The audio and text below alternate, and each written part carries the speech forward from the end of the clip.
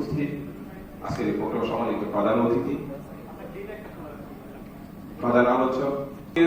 এই প্রোগ্রামটা অত্যন্ত গুরুত্বপূর্ণ একটা প্রোগ্রাম। এটা আমাদের বিশ্বাসের একটা বিজয়ের একটা প্রোগ্রাম।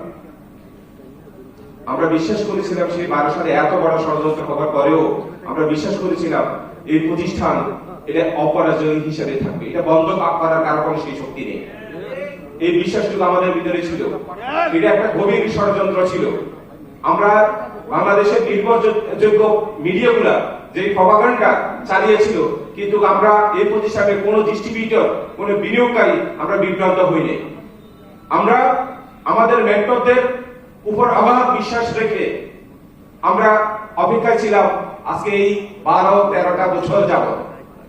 কিন্তু ষড়যন্ত্র এখনো শেষ হয়নি, ষড়যন্ত্র এখনো চলমান।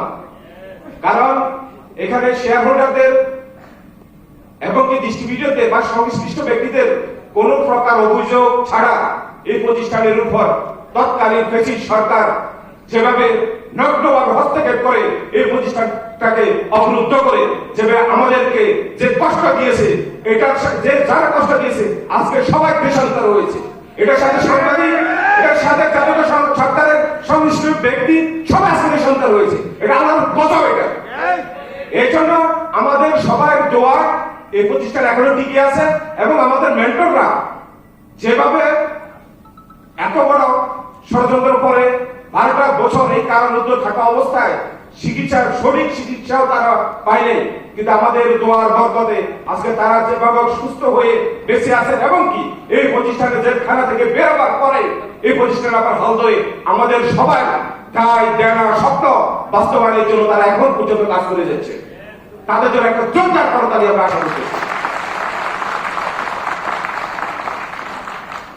সত্য কথা বলার জন্য সংখ্যা এত বেশি লোকের প্রয়োজন হয় না।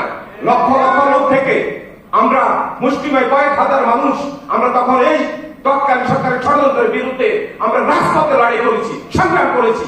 সত্যের সাথে আমরা ছিলাম। আগামীতেও আমাদেরকে সত্যের সাথে থাকতে হবে ইনশাআল্লাহ। এখানে আমাদের বর্তমানে আমাদের সম্পদগুলো এখনো মুক্ত হয়নি, ব্যাংক অ্যাকাউন্ট এখনো মুক্ত হয়নি। আমরা এদেশে যত 12 সাল আগ পর্যন্ত গভর্নমেন্টকে তাদের ট্যাক্স দিয়েছি, ট্যাক্স হালাল হয়েছে, কিন্তু ব্যবসাটা হালাল হয়নি। ব্যবসা এখন পর্যন্ত লাইসেন্সটা দেওয়া হয়নি। সেজন্য আমাদের মানসিকভাবে আবার শক্তিশালী আমাদের হতে হবে।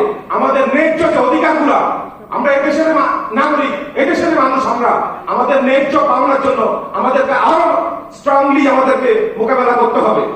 এই জন্য আপনাদেরকে বলবো, আমাদের এখনো লক্ষ লক্ষ লোক তারা অপেক্ষায় আছে একটা সঠিক একটা নেতৃত্বের। এই সঠিক নেতৃত্বটা এই পিএইচডি ফোরাম থেকে। কারণ এই পিএইচডিরা হচ্ছে কি কোম্পানির একমাত্র ভবিষ্যৎই হতো পিএইচডিদের সাথে। পিএইচডিরা অত্যন্ত গুরুত্বপূর্ণ একটা ব্যক্তি বা লিডার। এখন আপনারা